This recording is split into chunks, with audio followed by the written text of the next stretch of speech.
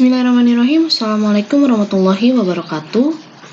Pertemuan kedua untuk siswa SMA Negeri 1 Surade dalam rangka pembelajaran secara online atau secara daring.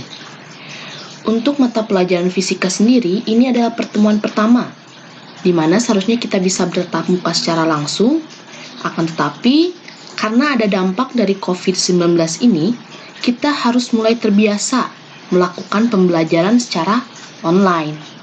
Pelajaran fisika di kelas 10 untuk program IPA peminatan maupun kelas 10 untuk program IPS lintas minat akan dimulai dengan materi tentang hakikat fisika. Jadi di bab 1 ini kita akan belajar tentang hakikat dari fisika. Langsung saja kita akan mulai. Dalam bab pertama ini ada 2 subjudul yang akan kita bahas. Pertama yaitu tentang hakikat dari ilmu fisika itu sendiri, dan yang kedua itu adalah metode ilmiah. Nah, sebelum kita membahas hakikat dari ilmu fisika, mungkin banyak dari kalian yang tidak tahu fisika itu pelajaran seperti apa.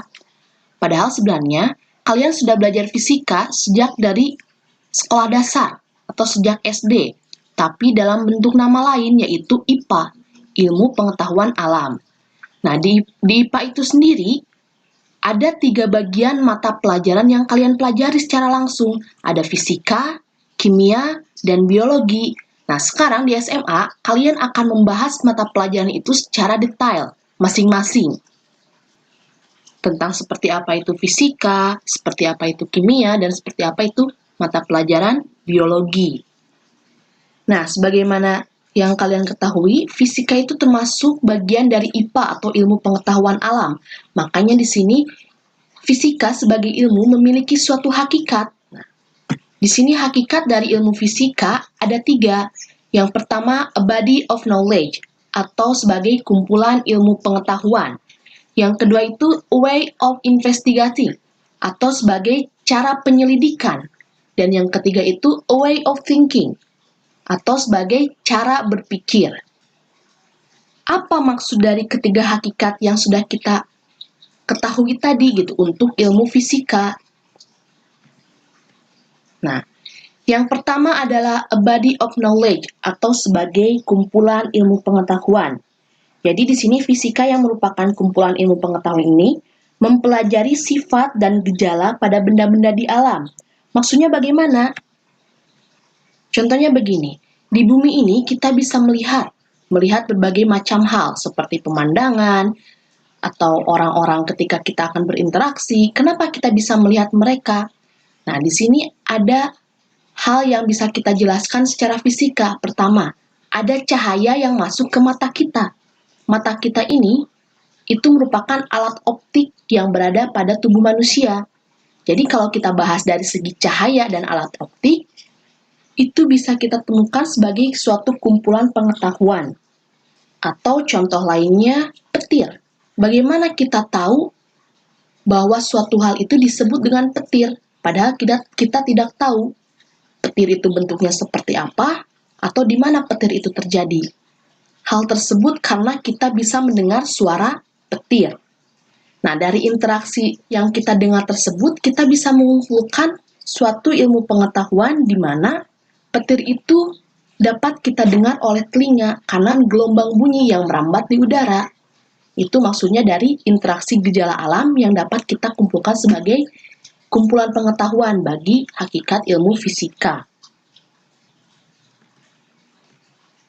Nah, tadi sifat dan gejala pada benda-benda di alam.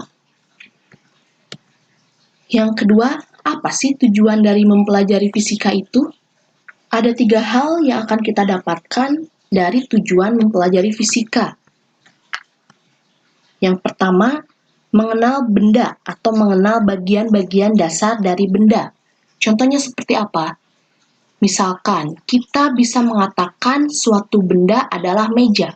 Kenapa? Karena dari bentuk yang sudah kita umum ketahui. Nah, selain dari itu, kenapa bisa dikatakan hal tersebut adalah meja? Jika kita pegang meja tersebut, maka bentuknya akan keras. Kita akan tahu sebagian besar dari meja terbuat dari kayu yang berasal dari pohon. Jika kita selidiki lebih mendalam, kayu itu terbuat dari apa? Nah, kalau kalian tinjau dari ilmu fisika, kalian akan mengenal dengan yang namanya sifat materi penyusun benda. Ada benda padat, zat, dan cair. Karena tadi kayu itu bentuknya keras, maka bisa kita simpulkan bahwa kayu tersebut itu merupakan benda padat. Nah, benda padat itu tersusun dari apa? Bisa kalian ketahui dari berbagai referensi bahwa yang namanya benda padat tersusun dari partikel-partikel yang rapatannya lebih tinggi ketimbang benda cair dan gas. Nah, padahal tadi kita hanya meninjau benda itu adalah meja, tapi kita bisa mengetahui sifat dari material penyusun meja tersebut. Itu maksud dari mengenal benda atau mengenal bagian-bagian dasar dari benda. Tujuan mempelajari fisika.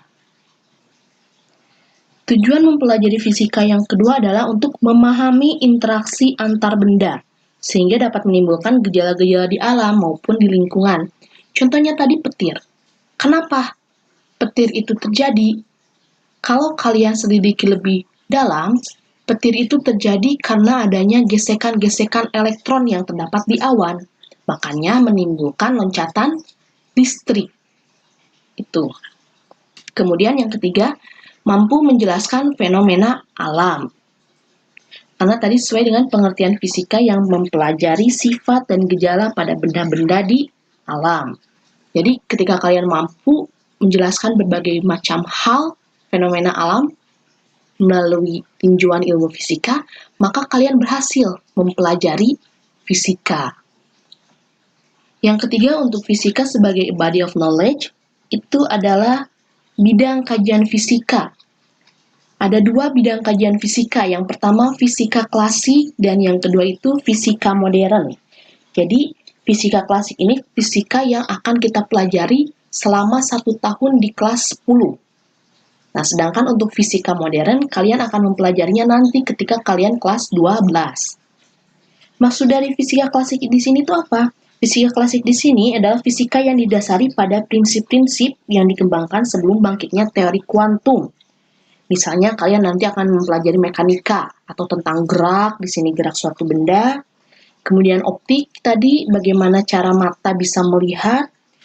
Nah, sedangkan fisika modern itu sendiri adalah fisika yang mempelajari perilaku-perilaku dari materi atau energi-energi yang memiliki skala subatomik atau skala yang istilahnya bukan suatu benda yang terlihat oleh mata secara nyata, tapi partikel-partikel yang sama sekali tidak kelihatan oleh kita. Kita akan membahasnya di fisika modern. Hakikat yang kedua untuk ilmu fisika yaitu sebagai way of investigasi atau cara penyelidikan. Nah, di sini bagaimana fisika sebagai cara penyelidikan? Nah, cara penyelidikan di sini merupakan proses yang memberikan gambaran tentang berbagai kegiatan penemuan atau percobaan yang dilakukan oleh para ilmuwan untuk menyusun suatu ilmu pengetahuan. Nah, dalam rangkaian kegiatan percobaan atau eksperimen, kalian diharuskan untuk membuktikan kebenaran suatu teori atau kalian akan menciptakan teori baru. Jadi nanti ketika kalian melakukan percobaan, pasti akan dihadapkan dengan dua kemungkinan. Kalian akan membuktikan teori yang sudah ada, atau kalian akan menemukan atau menciptakan teori yang baru. Kenapa bisa ada dua kemungkinan? Karena teori ini akan selalu berkembang sampai kapanpun. Hakikat ilmu fisika yang ketiga adalah way of thinking atau cara berpikir. Untuk kita dapat mewujudkan suatu produk fisika, kita memerlukan pemikiran dan kreativitas pada proses pengamatan yang tadi. Ketika kita melakukan penyelidikan, maka kita akan berpikir, sehingga kita akan menemukan tujuan dari percobaan atau penelitian yang kita lakukan. Nah, di sini proses berpikir dan berkreasi ini harus kita iringi dengan sikap-sikap ilmiah. Apa saja sikap ilmiah itu? Yang pertama itu seperti jujur, rasa ingin tahu, bertanggung jawab, dan disiplin dalam melaksanakan percobaan-percobaan yang sedang kita lakukan.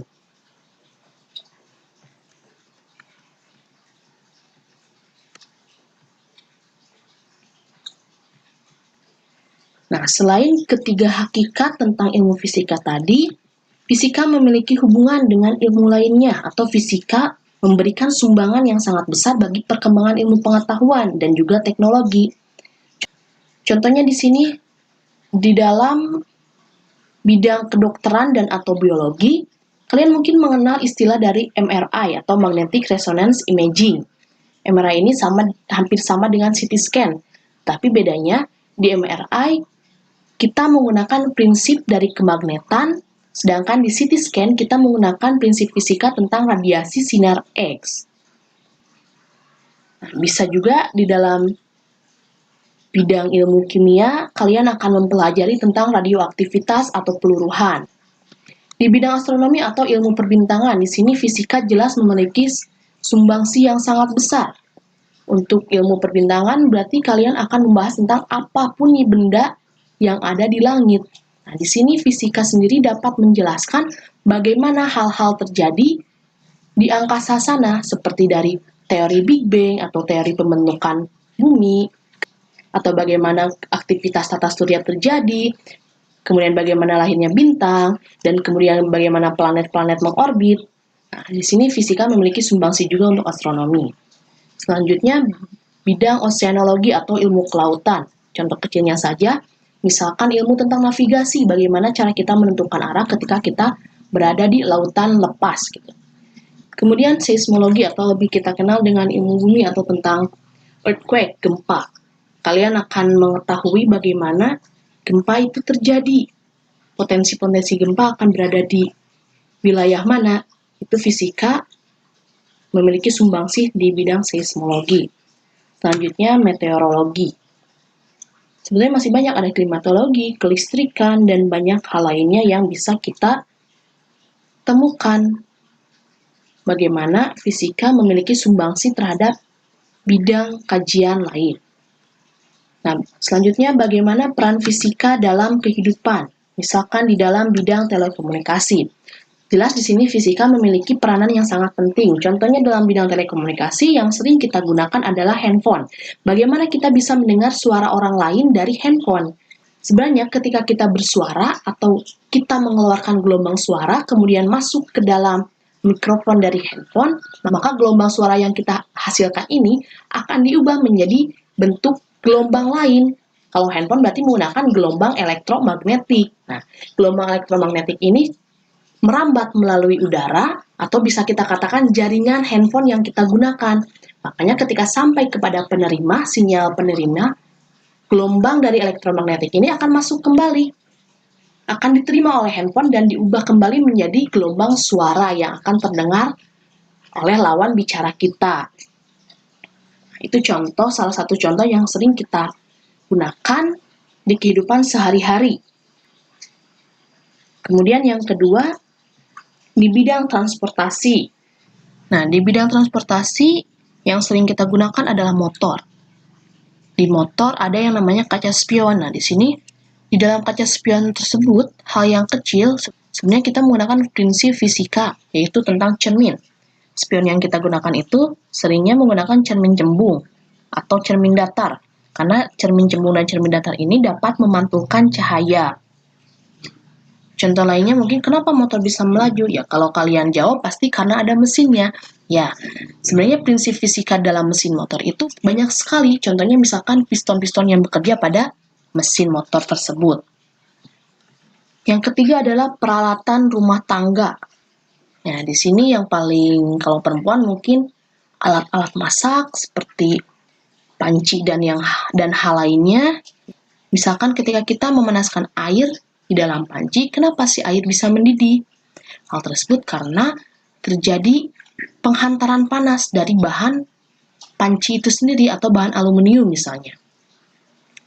Jadi panci bersifat konduktor menghantarkan panas dengan baik yang mengakibatkan air yang ada di dalam panci itu mendidih gitu. Itu salah satu contoh peran fisika dalam peralatan rumah tangga. Kemudian peralatan kesehatan, tadi sudah dijelaskan MRI dan CT scan. Fenomena alam, contohnya tadi petir. Banyak fenomena alam lainnya yang bisa kita jelaskan melalui sudut pandang fisika selain petir dan cahaya tadi. Bisa tentang pelangi, bagaimana proses terjadinya hujan, bagaimana angin mengalir dari tempat yang tinggi ke tempat yang rendah, kenapa nelayan harus berangkat mencari ikan pada malam hari, gitu. Nah, kalian akan menemukan hal-hal tersebut ketika kalian berpikir. Baik, untuk submateri yang pertama tentang hakikat ilmu fisika sudah selesai. Kita akan melanjutkan pembahasan tentang submateri yang kedua, yaitu tentang metode ilmiah. Jadi metode ilmiah ini apa? Metode ilmiah ini merupakan langkah atau tahap yang teratur atau sistematis yang kita gunakan untuk memecahkan suatu masalah ilmiah. Nah, di sini metode ilmiah ini mencakup 6 langkah. Langkah pertama adalah merumuskan masalah. Jadi masalah yang kita hadapi ini adalah masalah yang memerlukan penyelesaian atau pemecahannya. Masalah penelitian ini dapat kita ambil dari masalah yang ditemukan di lingkungan, baik itu benda mati ataupun makhluk hidup. Mengidentifikasi masalah ini perlu dilakukan agar kita dapat merumuskan permasalahan secara tepat. Jadi ada kaidah atau batasan yang perlu kita lakukan agar permasalahan dapat diteliti dengan seksama. Hal-hal yang harus diperhatikan ketika kita merumuskan masalah itu, pertama adalah masalah hendaknya dapat dinyatakan dalam bentuk kalimat tanya. Jadi masalah tersebut harus dalam bentuk sebuah pertanyaan, mengapa atau kenapa. Yang kedua ini rumusan masalah hendaknya singkat, padat, jelas, dan mudah dipahami. Sedangkan yang ketiga, rumusan masalah ini hendaknya merupakan suatu masalah yang kemungkinan dapat dicari cara pemecahannya. Langkah metode ilmiah yang kedua adalah menyusun hipotesis. Hipotesis di sini adalah praduga atau jawaban sementara yang kita simpan dan perlu dibuktikan kebenarannya. Bagaimana cara kita membuktikan kebenarannya? Ya kita melakukan percobaan pastinya. Kemudian langkah yang ketiga, baru kita membuat rancangan penelitian ilmiah. Rancangan penelitian ilmiah di sini berisi rencana atau hal-hal yang harus dilakukan sebelum penelitian, selama penelitian, dan setelah penelitian selesai. Nah, dalam rancangan penelitian ilmiah di sini, metode penelitian dan alat dan bahan juga diperlukan. Langkah yang keempat adalah melaksanakan penelitian ilmiah atau melakukan percobaan. Maka kita akan mendapatkan suatu data. Nah, data di sini ada dua kemungkinan. Yang pertama ada data kualitatif, yaitu data yang diperoleh dari hasil pengamatan kita menggunakan alat indera seperti indera penglihatan atau indera penciuman, indera pendengaran, indera peraba. Nah, kemudian yang kedua itu data kuantitatif atau data-data yang diperoleh dari hasil pengukuran. Jadi, datanya berupa angka. Nah, itu yang akan kita dapatkan ketika kita melaksanakan penelitian ilmiah. Yang kelima adalah mengolah data atau analisis data. Jadi, data yang telah kita dapatkan ketika melakukan penelitian atau percobaan, kita akan olah di sini.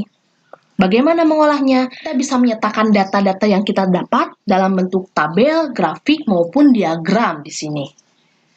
Yang terakhir adalah menarik kesimpulan. Nah, di sini, di dalam kesimpulan, setelah kalian selesai melakukan pengolahan data, kalian akan menyimpulkan apakah hipotesis tadi yang dibuat sesuai dengan hasil penelitian atau bahkan mungkin tidak sesuai. Kalau sesuai berarti tuliskan kenapa bisa sesuai, dan kalau tidak sesuai, tuliskan alasannya kenapa hasil dari percobaan tidak sesuai dengan hipotesis yang kita berikan. Tentunya kesimpulan di sini juga harus menjawab permasalahan yang melatar belakangi penelitian. Jadi menjawab tadi rumusan masalahnya. Kita simpan di kesimpulan.